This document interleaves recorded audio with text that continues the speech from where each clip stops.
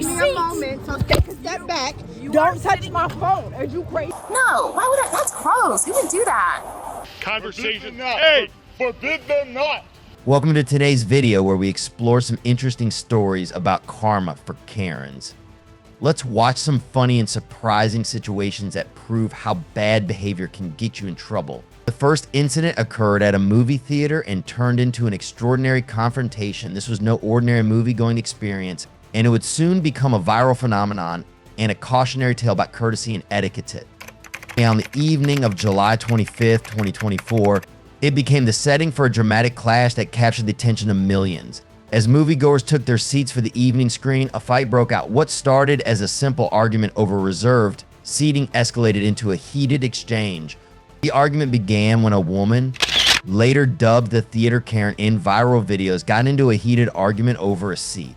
According to reports and footage, she was taken by another moviegoer, specifically the child of a customer who was seeing the movie that same day. Give me a moment, so take a step back. Don't touch my phone. Are you crazy? Is you crazy? Do not touch me or my phone. Take a step back, sir. Take a step back. Both of you. Take a step back now. Take a step back now. Take a step back. Mom, please take a step back again. I asked you to give me a moment. Take a step back. You're being disrespectful. Giving you a Take a moment. step back. Take a step back. The exchange quickly became heated. The woman, later identified as a Bread Box Theater patron, who was even wearing branded merchandise from the theater, was seen yelling and engaging in physical contact with the patron. At least the situation escalated into loud voices and physical contact. No, I did not, ma'am. I said, give me a second. Don't do that. I'm a grown-ass woman. You are not my mother. I said, give me a second. I'm not a grown woman. I am, but as am I. You should have given me a moment. Really? No, thank you. Without looking at. I did look at you. Thank you. I don't deserve, you don't deserve anything. The confrontation, which took place in front of children and other theater goers, was not only distressing but also highlighted a disregard for personal boundaries and respect. The fight was the tipping point in what began as a simple seating issue. Following the fight, the situation continued into the theater lobby. The confronted woman, determined to resolve the situation, requested the presence of a theater manager and called for police intervention. Take a step back. Thank you. Take a step back. Take a step back. I asked you to give me a moment. Now take a step back. Where's your ticket, bub? It's okay. Just give me just a second. Here you go. Guys, come on, let's go, okay? Let's take a step down. We're gonna slide down, okay? What you did. Wonderful. Wow, example. what you did, and I have it all on video, and I cannot wait to post it. Bread Box Theater. The tense exchange did not end with the confrontation. The confronted woman, feeling offended by the incident, decided to file a lawsuit. Her actions, including asking to see the manager and contacting law enforcement, added to the complexity of the situation. After reviewing the incident, the theater manager took decisive action. The woman was formally banned from the theater, and the situation was resolved with a focus on ensuring that such incidents would not recur in the future.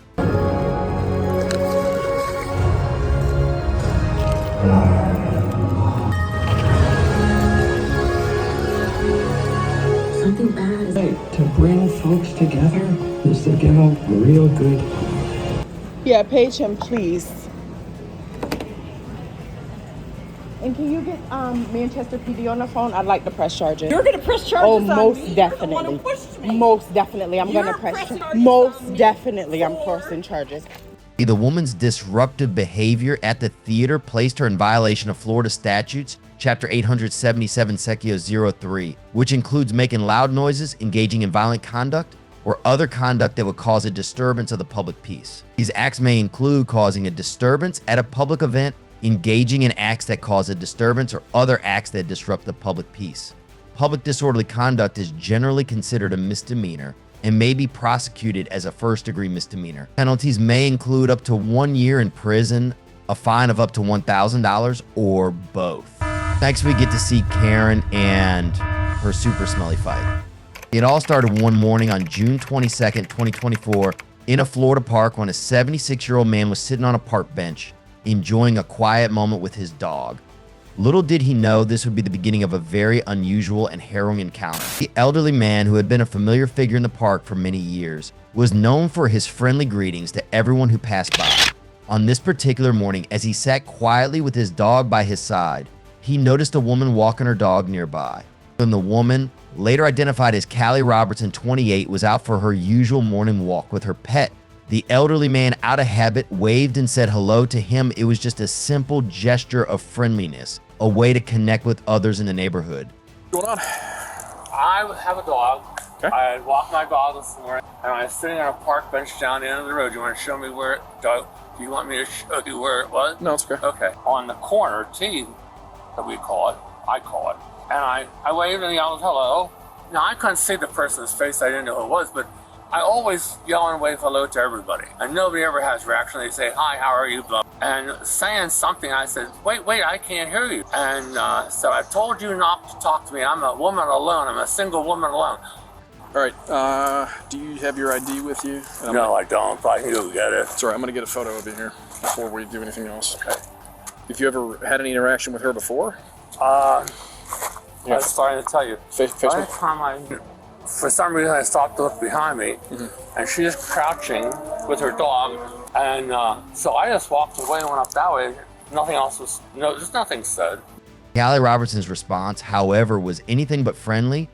She had said that she had been angry at these greetings in the past, and this morning her frustration reached a boiling point. As Callie finished her walk, she picked up her dog feces from the ground. It was hard to imagine what happened next. In an initial act of aggression, she walked up to the man who was still sitting on the bench and smeared the feces on his forehead. Do you have an altercation with the gentleman standing over there today?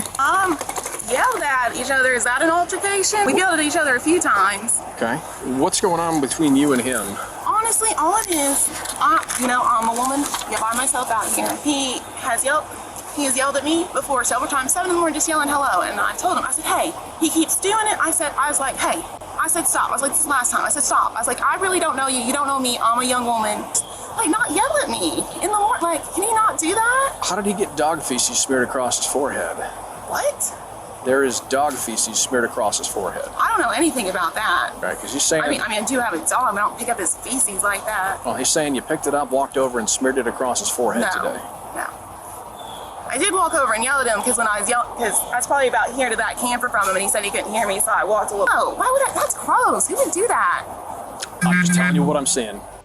The man, shocked and horrified, had never experienced such an attack before.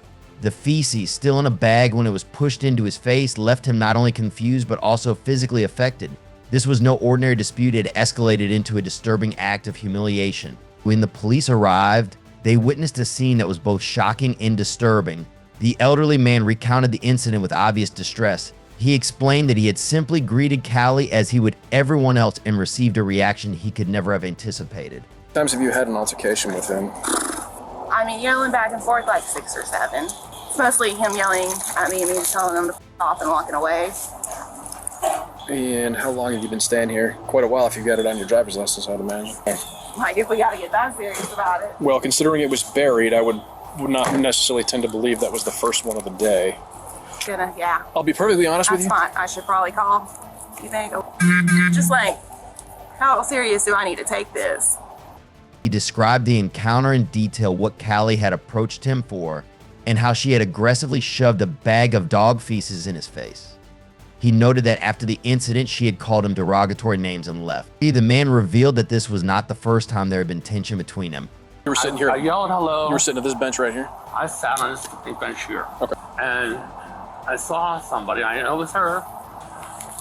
But then later, I walked around over there behind the boat. I saw her dog get trapped, and I saw she picked it up, and I thought, oh, that's... And as she was coming over... Callie had previously reacted harshly to his friendly gestures, telling him to stop greeting her. Although he had tried to remain friendly, her hostility had been simmering, culminating in this extreme act. Okay. What color? Do you remember what color the bag was? You know, I was thinking about that. It was, they make these neon colors. It was Copy. sort of like a teal, the color of my house. It wasn't blue, it wasn't green, it was a mixed shade. It's the only thing. My face. Correct. It's the only thing she doesn't admit to. She says that's the one thing that she did not do. Oh, She admitted to using the foul language. She admitted to using the very unkind description of you. However, physical That's a altercation lie, occurred. that's a lie. I want her charged. I'm going to. The police were presented with a clear assault case. Rubbing feces on someone's face is not only disrespectful, it is also considered a form of legal assault. The man decided to file a complaint, and the situation quickly became a legal one. Callie Robertson, when questioned by police, was unresponsive. She admitted to yelling at the man but denied any involvement in the assignment.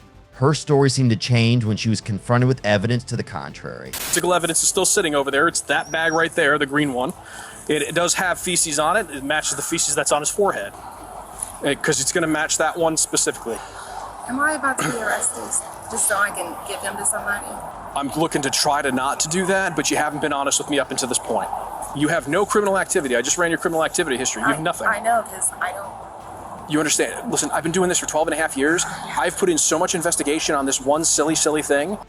Officers noted that Callie was evasive and inconsistent in her statement. She initially denied using the charges, but was later found with a green bag that matched the description of the bag used in the incident.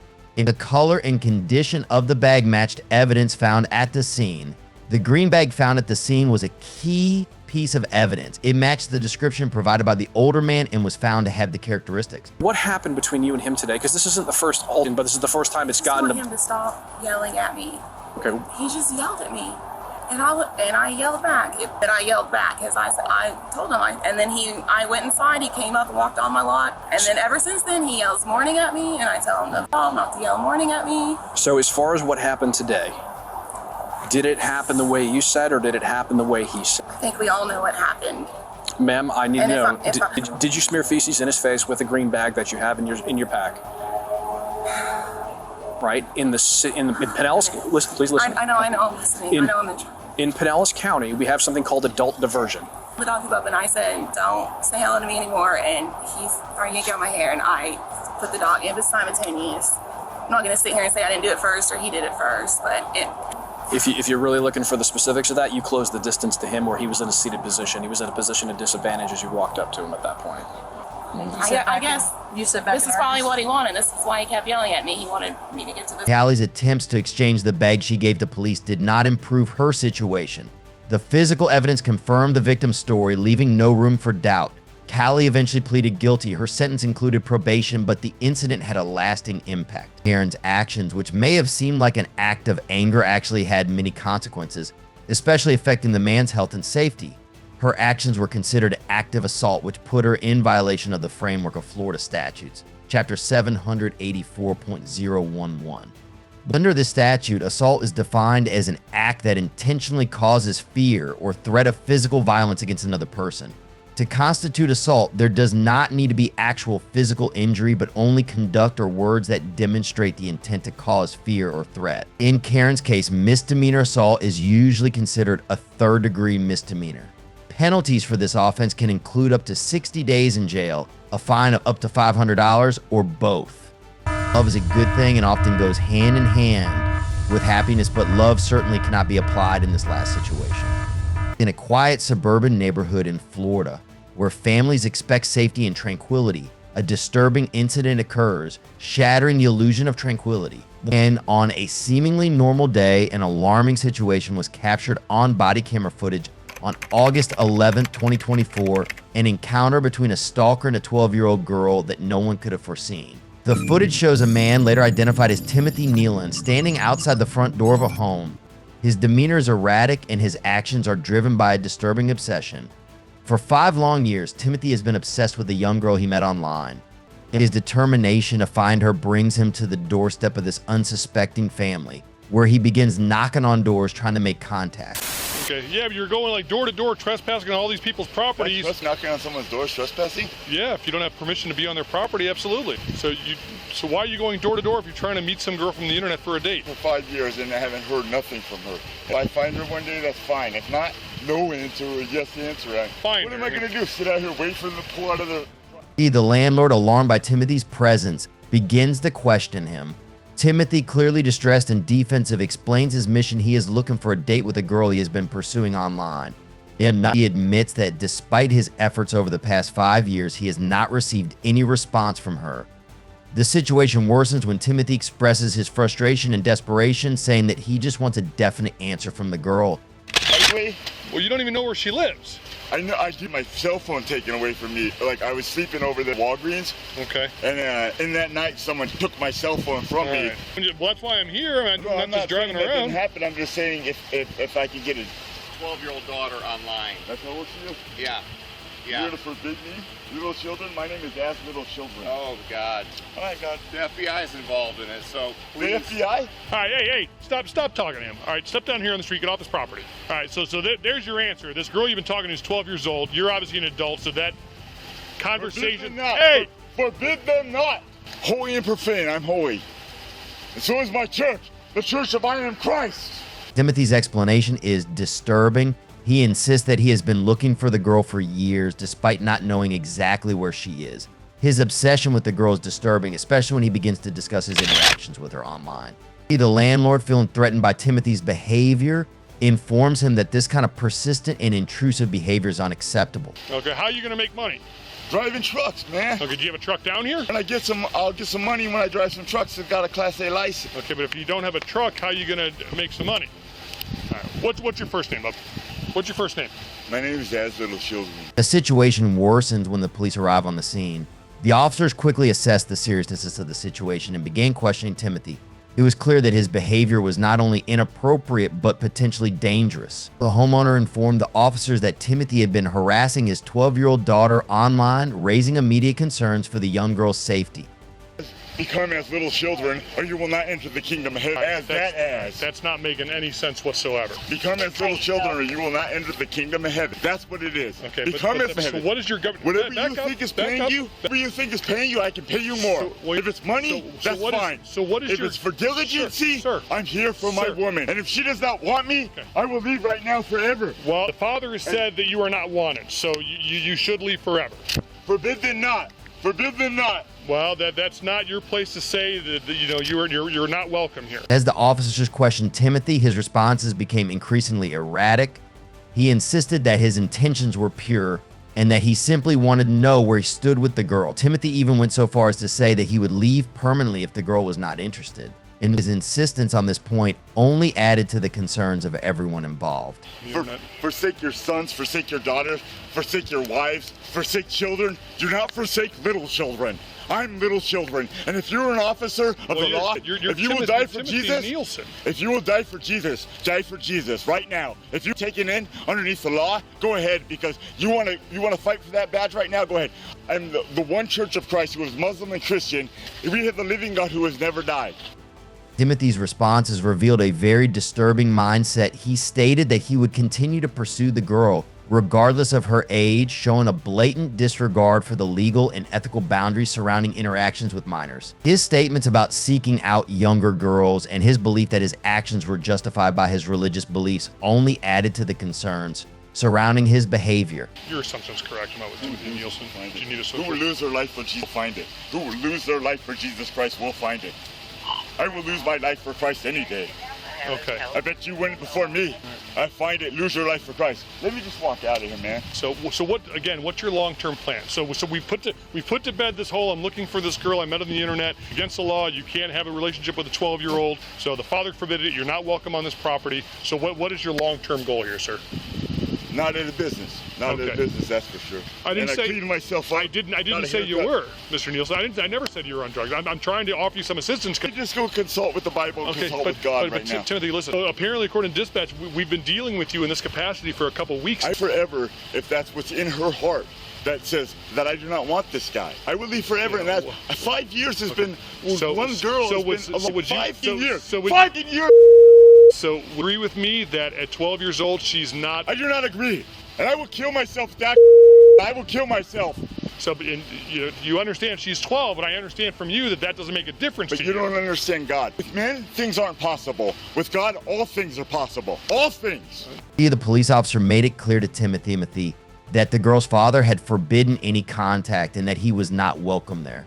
Despite this, Timothy tried to reason, clinging to the hope that he might still have a chance to connect with the girl. His refusal to accept the father's decision and his continued insistence on his own version of morality highlighted the severity of his obsession. Mr. Nielsen, I told you I would do you one favor. I did speak. 6 years old, 12 years old.